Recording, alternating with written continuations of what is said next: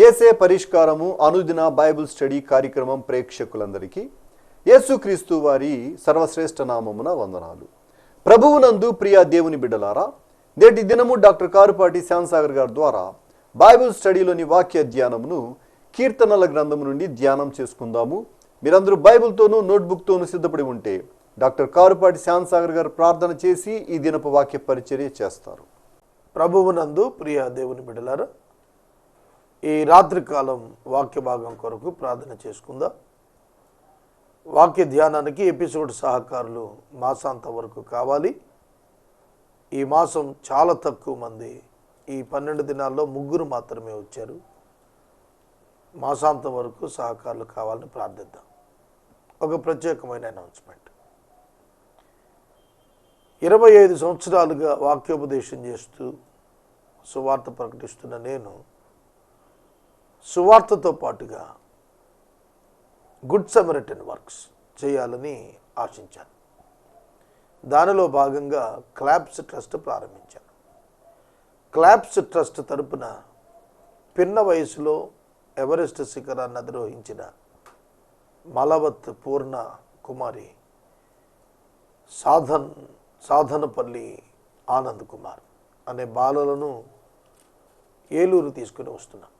రేపటి సాయంకాలం అనగా ఆదివారం సాయంకాలం 3 నుండి 6 గంటల వరకు పెద్ద రైల్వే స్టేషన్ ఎదుట ఉన్న అంబేద్కర్ భవన్లో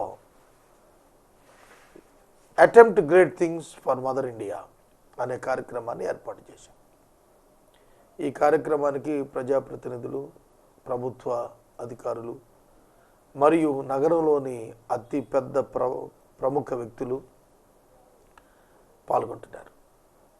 అలాగే 50 హై స్కూల్స్, 12 జూనియర్ కాలేజెస్ విద్యార్థులకు ఇన్విటేషన్ పంపాం.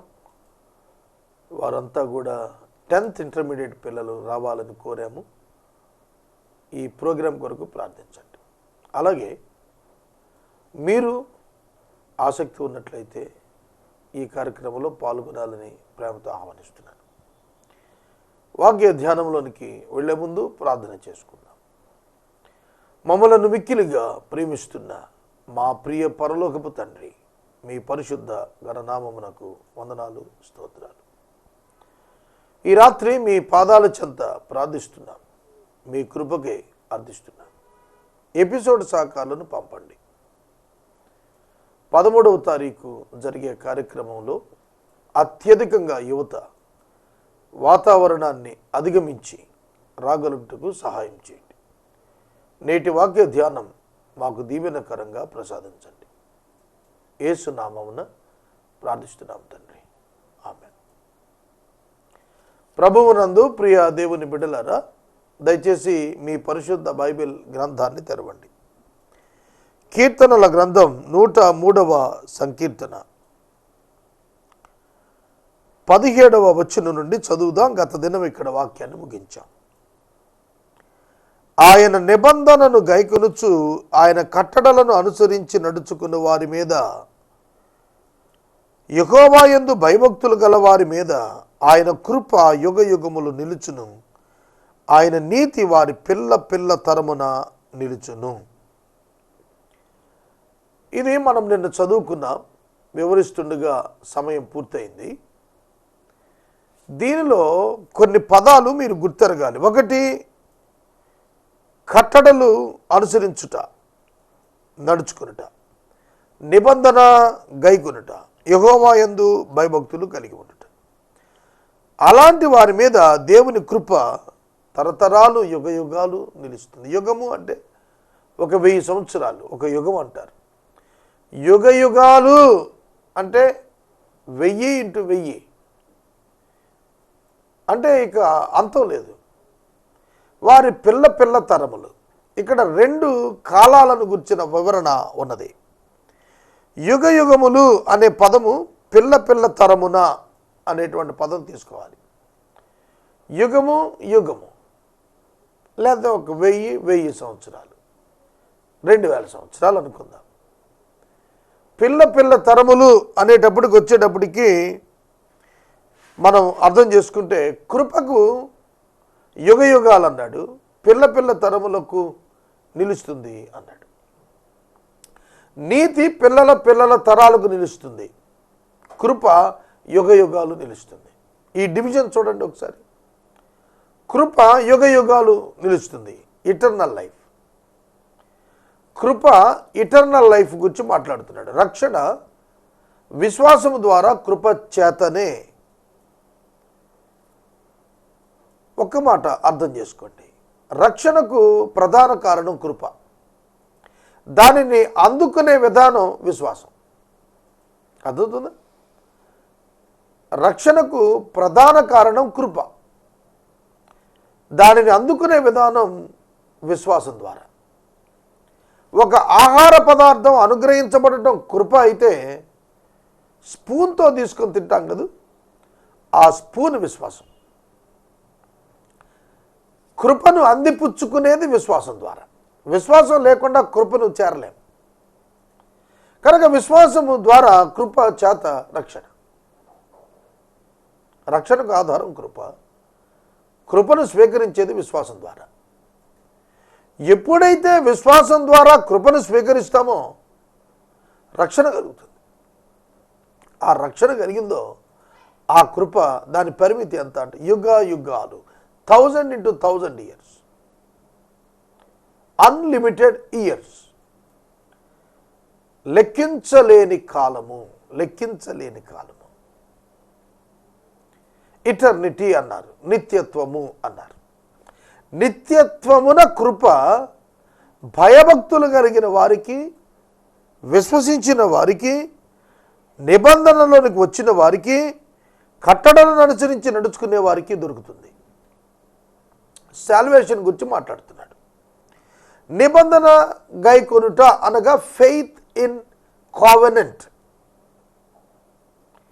నిబంధనకు ఆధారం ఎవరు? కొత్త నిబంధనకు యేసుక్రీస్తు.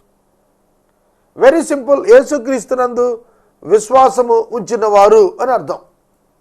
యేసుక్రీస్తునందు విశ్వాసం ఉంచుట నిబంధన గైకొనుట. నిబంధన యేసుక్రీస్తు ద్వారా చేశాడు దేవుడు, క్రొత్త నిబంధన. దానిని గైకొనుట అనగా యేసుక్రీస్తు ప్రభువును విశ్వసించుట. అపోస్తల కార్యముల గ్రంథంలో 16వ అధ్యాయంలో చెరసాల నాయకుడు పౌలు శీలలను బొండ వేసి చెరసాలలో పెట్టాడు. ఆ రాత్రి దేవుడు అద్భుతం చేశారు. చెరసాల తలుపులు తెరుచుకున్నాయి. ఖైదీల చేతులుకున్నటువంటి సంఖ్యలు ఊడి పడిపోయాయి. కాళ్ళకున్న బొండలు తెగి పడిపోయాయి. కానీ సైనికులు పారిపోలేదు.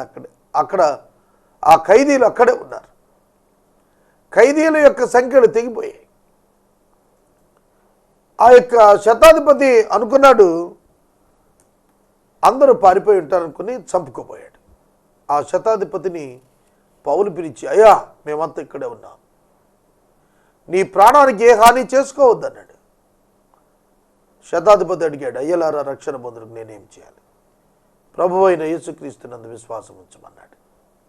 నిబంధన దేవుడు క్రీస్తు ద్వారా చేశాడు గనుక క్రీస్తు ప్రభువునందు విశ్వాసము ఉంచినటువంటి వారు రక్షించబడతారు. అది అప్పుడు నీవును నీ ఇంటి వారు రక్షించబడతారు. 17:30 అపోస్తల కార్యాల గ్రంథం. నీవు నీ ఇంటి వారు రక్షించబడతారు. సోదరుడా, సోదరి, మన జీవితాల్లో మనం గుర్తుపెట్టుకుందాం. నిబంధన గైకొనుట అనగా ప్రభు అయిన యేసుక్రీస్తునందు విశ్వాసం ఉంచటం. 2, కట్టడలను అనుసరించి నడుచుకున్నట. కట్టడ అంటే దేవుని వాక్యం. కట్టడను అనుసరించి నడుచుకున్నట అనగా దేవుని వాక్యము చొప్పున నడుచుకున్నట అనగా కూడా హెబ్రీ పత్రిక 12:2 విశ్వాసమునకు కర్త అయిన యేసు వైపు చూస్తూ మన ఎదుట ఉంచబడిన పందెంలో పరిగెత్తుట. అది కూడా విశ్వాసం ద్వారానే. కట్టడలు అనుసరించి నడుస్తున్నాడంటే విశ్వాసము ద్వారా.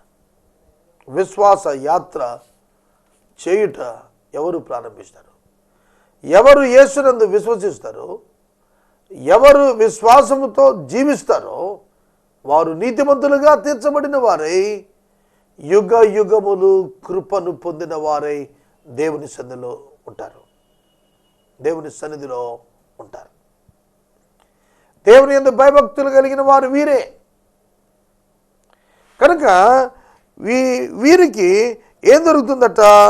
నిత్యత్వమున కృప దొరుకుతుంది, భూమి మీద ఆశీర్వాదం దొరుకుతుంది, పిల్లల పిల్లల తరములు ఆశీర్వదించబడును. నేను ఒక 3 జనరేషన్స్ వెనక్కి వెళ్తాను ఎప్పుడు ఆలోచనలో. నాకు అంతకంటే చరిత్ర దొరకలేదు మా ఫ్యామిలీలో.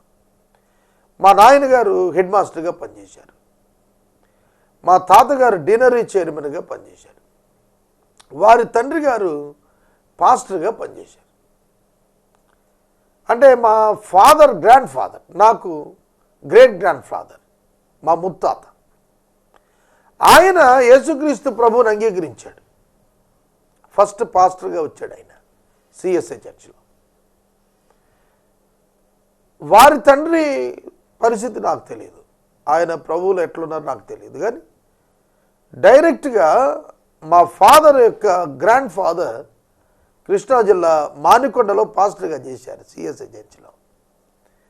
మా ఫాదర్ యొక్క ఫాదర్ డినరీ చైర్మన్గా కురెళ్ళగూడెంలో తిరువూరులో పనిచేశాడు. నేను చెబుతున్నాను వినండి. మా ముత్తాత ప్రభువుని అంగీకరించాడు, పిల్లల పిల్లల తరములు ఆయన నుండి మా గ్రాండ్ ఫాదర్, మా ఫాదర్, నేను, నా బిడ్డలు. ఆయన యొక్క నీతి పిల్లల పిల్లల తరమున నిలుచును. We all are saved. మేమందరూ రక్షించబడ్డాం, మేమంతా దేవుని సేవలో ఉన్నాం. 3 తరాలు నేను చెబుతున్నాను. పిల్లల పిల్లల తరాలు అంటే జనరేషన్స్. మా ముత్తాత ప్రభువుని అంగీకరించాడు, మా తాతగారు ప్రభువుని అంగీకరించి సేవ చేశాడు, మా నాయనగారు దేవుణ్ణి అంగీకరించి సేవ చేశాడు, నేను దేవుణ్ణి అంగీకరించి సేవ చేశాను, నా కుమారులు దేవుణ్ణి అంగీకరించారు, చదువుకుంటున్నారు, సేవ చేస్తారు. అర్థమవుతుందా? సేవ చేస్తారు అంటే ఉద్యోగం చేసి సేవ చేస్తారు, పౌలు గారి పరిచర్య చేస్తారు. నేను అదే వారికి నేర్పిస్తున్నాను. కనుక ఈ వాక్యము మా కుటుంబంలో నెరవేరింది.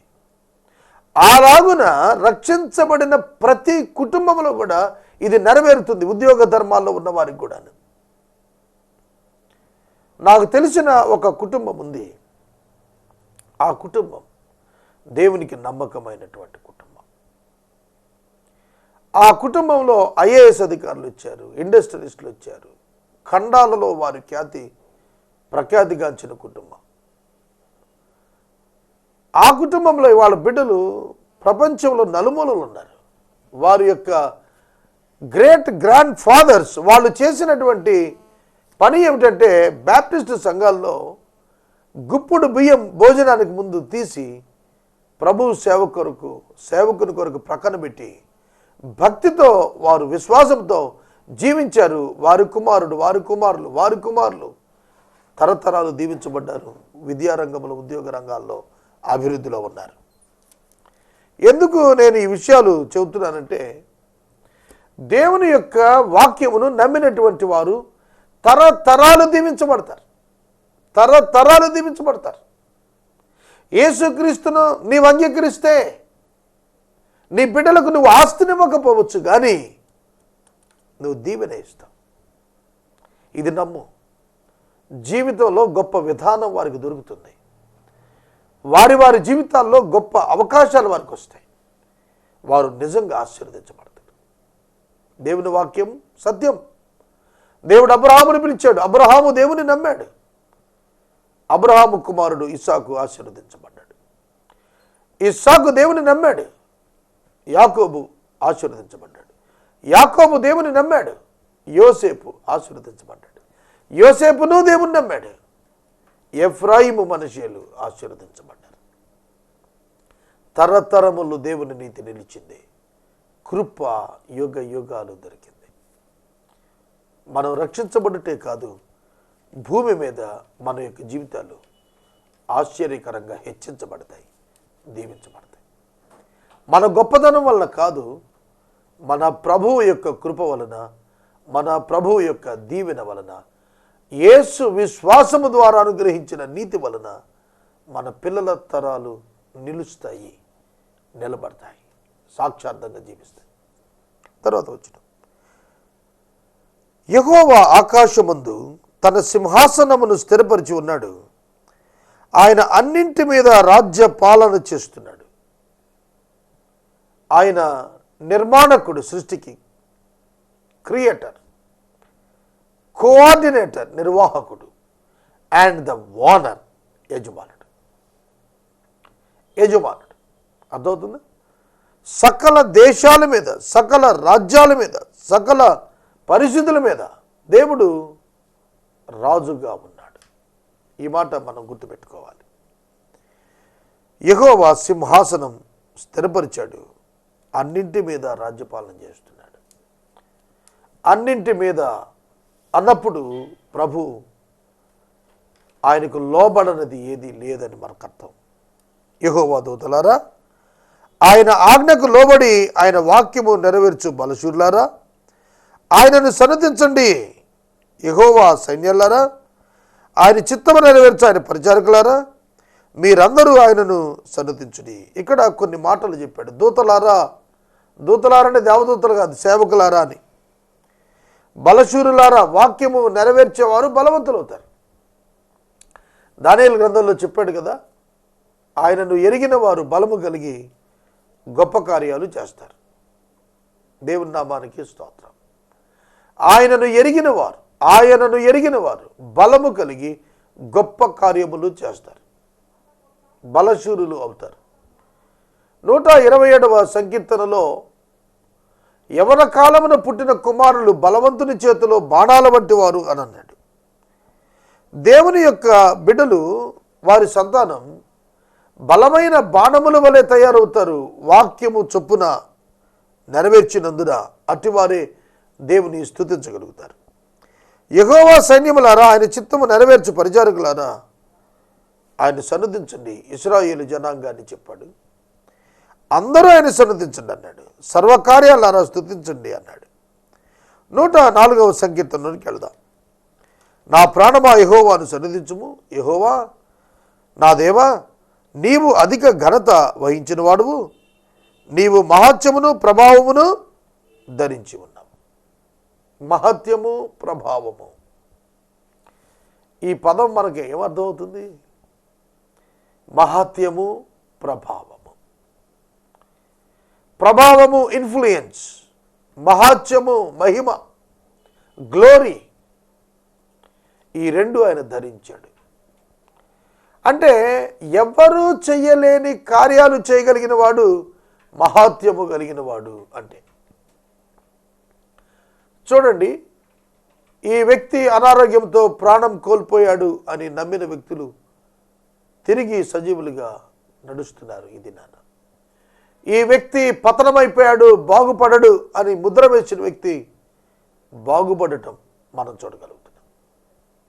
ప్రియమైన దేవుని బిడ్డలారా, ఈ వ్యక్తికి విద్య రాదు, పామరుడు అని ముద్ర వేసిన వారు అత్యున్నత స్థానాల్లో విద్యాధికులుగా నిలుచుట మనం చూడగలుగుతున్నాం. మహత్యము అంటే అది మానవులకు super natural, super natural, natural ప్రకృతి ధర్మం, సూపర్ న్యాచురల్ ప్రకృతికి మించిన ధర్మం, మానవ మేధస్సుకు, మానవ మనసుకు అందనటువంటి ధర్మం. అర్థమవుతుందా? కనుక మనం అనుకుంటాం చదువుకుంటే బాగా పైకి వస్తామని. వాస్తవం, చదువుకుంటే పైకి వస్తారు, మంచిది. చదువు లేదు కాబట్టి నాశనం అయిపోతారు అని ఎక్కడ లేదు. టి అంజయ్య గారు ముఖ్యమంత్రిగా చేశారు, ఆయన చదువుకోలేదని చెబుతారు. ఒక ఆయన 7వ తరగతి చదివి చాలా పెద్ద స్థాయిలో ఉన్నాడని విన్నాను నేను. చదువు అభివృద్ధికి ఉపయోగపడుతుంది, అయితే చదువు లేకపోయినందున ఆ వ్యక్తి దేనికి పనిచేయడం అనుకోవటం అవివేకమవుతుంది. కనుక దేవుడు ఇచ్చిన శక్తి చొప్పున కొందరు వ్యక్తులు ఎక్స్ట్రాడినరీగా అభివృద్ధి చెందారు. బొంబాయి పట్టణంలో 300 రూపాయలు జీతానికి వెళ్ళిన అంబానీ భారతదేశంలో లక్షల కోట్ల రూపాయలకు అధిపతి అయ్యాడు. అర్థమవుతుందా? ఏలూరు నగరంలో చిన్న ఉద్యోగానికి వచ్చిన వ్యక్తులు మల్టీమిలియనీర్స్గా ఎదిగారు. మరి వారికి చదువు ఏముంది? కనుక విద్యను బట్టి అని ఆప్షన్ పెట్టద్దు, దేవుణ్ణి బట్టి అని పెట్టండి. ఏ వ్యక్తి వృద్ధి చెందినా దేవుని బట్టి, ఆ వ్యక్తి శ్రద్ధను బట్టి. శ్రద్ధ కలిగిన వాడు ఐశ్వర్యవంతుడవుతాడు, చదువుకున్నవాడు ఐశ్వర్యవంతుడవుతాడని రాయలేదు. శ్రద్ధ కలిగిన వాడు అనగా దేవుని యొక్క మహిమ ఎవరికైతే దక్కుతుందో వారు ఉన్నతమైన వారు అవుతారు. పెద్ద కుప్పల మీద నుండి దేవుడు దీనులను పైకి లేవనెత్తాడు. తరువాత ప్రభావం ధరించాడు. ఆయన ఆజ్ఞాపిస్తే జరగదు లేదు. ఆయన ఇన్ఫ్లుయెన్స్ గొప్పది. ఆయన కంటి చూపుతో ఆయన కార్యాలు జరిగిపోతాయి. ఆయన శ్వాసతో కార్యాలు జరుగుతాయి. ఆయన ఊపిరితో కార్యాలు జరుగుతాయి. ఆయన ఉమ్మి వేసి అద్భుతాలు చేశాడు. ప్రియమైన దేవుని బిడ్డలారా, ఆయన ప్రభావం గొప్పది. ఆయన వస్త్రము చెంగు ముట్టినప్పుడు ప్రభావము వెడలి రక్తస్రావము కట్టినట్లుగా చూస్తున్నాం. కనుక ఆయన ప్రభావం ధరించాడు. తరువాత వస్త్రము వలె వెలుగును నీవు కప్పుకున్నావు, తెరను పరిచినట్టు ఆకాశ విశాలమును నీవు పరిచి ఉన్నావు. దేవుని గురించి వర్ణిస్తున్నప్పుడు ఒక తెర, ఒక క్లాత్ ఏ విధంగా అయితే మనం ఒక బరకం ఏ విధంగా పరుస్తామో నేల మీద కూర్చోడానికి, అలాగనట దేవుడు ఆకాశాన్ని పరిచాడట. ఒక దుప్పటి మనం మంచం మీద పరుచుకొని పడుకుంటాం, చాప మీద పరుచుకొని, పరుపు మీద పరుచుకొని పడుకుంటాం. ఆ దుప్పటి మన పరిధి దాటి వెళ్ళదు కదా, మన కంట్రోల్లో ఉంటుంది. అట్లా ఆయన ఆకాశాన్ని అట్లా పరిచాడట. ఇంకా ఆయన ఎంత ఉన్నతుడో ఆలోచించండి. ఆయన ఎంత ఉన్నతుడో చెప్పడానికి ఈ క్రియ ఉదాహరణగా చూపిస్తున్నాడు. ఆకాశాన్ని సృష్టించాడు దేవుడు అని చెప్పడానికి ఒక వ్యక్తి ఒక దుప్పటి పరిచినట్టు ఆయన పరిచాడు. ఒక వస్త్రం పరిచినట్టుగా, ఒక తెర పరిచినట్టుగా ఆకాశ విశాలాన్ని నీవు పరిచావు అని అలంకార భాషలో మాట్లాడుతున్నాడు ఇక్కడ భక్తుడు. వస్త్రాన్ని మనం ఎలా కప్పుకుంటాం, అలాగే దేవుడు వెలుగును కప్పుకున్నాడు. ఆయన వెలుగై ఉన్నాడు. నేను లోకమునకు వెలుగై ఉన్నానని ప్రభువు చెప్పారు. కనుక ఆయన సూర్యుని నుండి కలిగిన వెలుగు కాదు. వెలుగు సూర్యునికి వెలుపట. జాగ్రత్తగా వినాలి. సూర్యుడు లేకుండా వెలుగుందా? ఇవాళ మనం సోలార్ సిస్టంలో వెలుగు చూస్తున్నాం, తైలం చేత వెలుగు చూస్తున్నాం, పవర్ చేత వెలుగు చూస్తున్నాం. సూర్యుడు లేడే. ఇవి సృష్టిలో ఇవ్వబడిన వాటి చేత.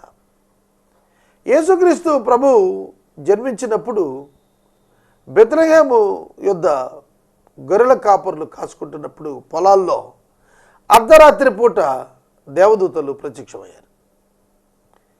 ఒక దూత వారి మధ్యన నిలిచి చెబుతోంది,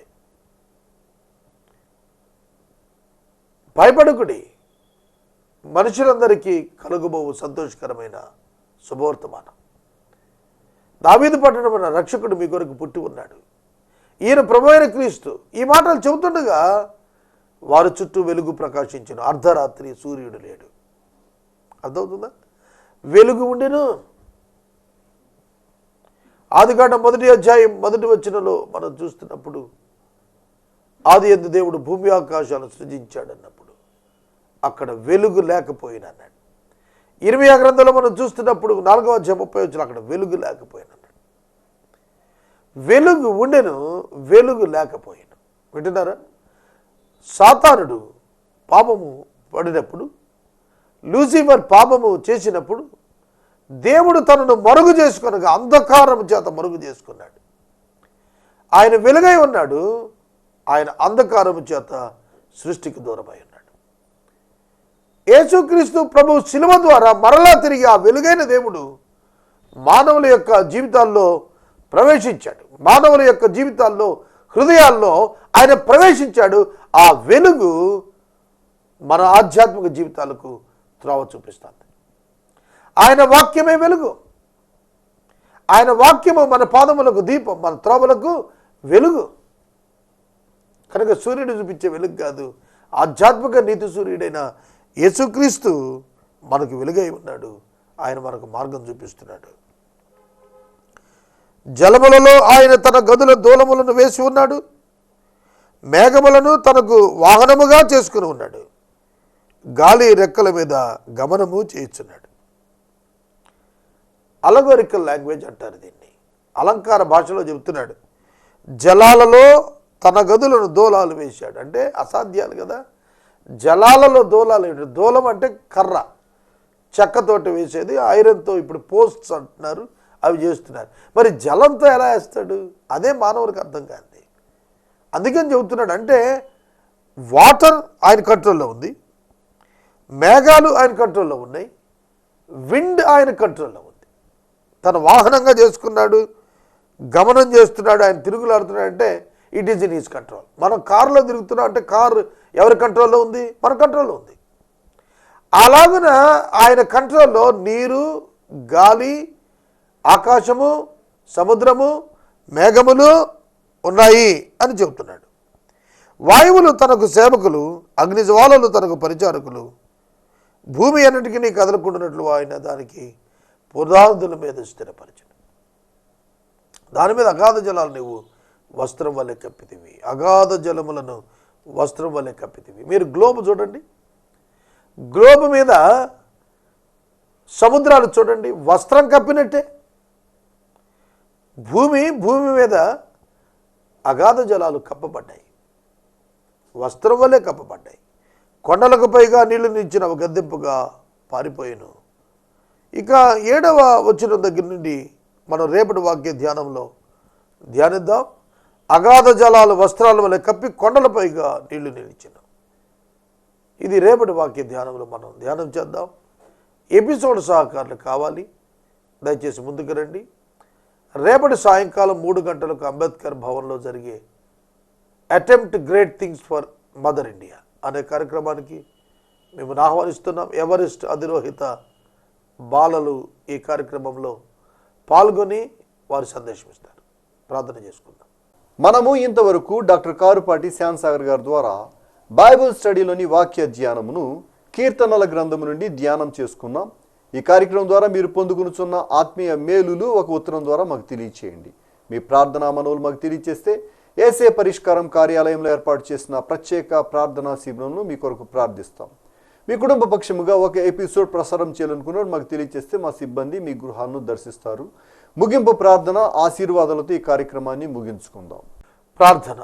మమ్మల్ని మిక్కిలిగా ప్రేమిస్తున్న మా ప్రియ తండ్రి, వందనాలు, స్తోత్రాలు. ఈ దినం మీ సన్నిధి మాకు ఇచ్చి నడిపించినందుకు వందనాలు. మా ప్రేక్షకులను దీవించండి. ఎపిసోడ్ సహకారులను పంపండి నాయన.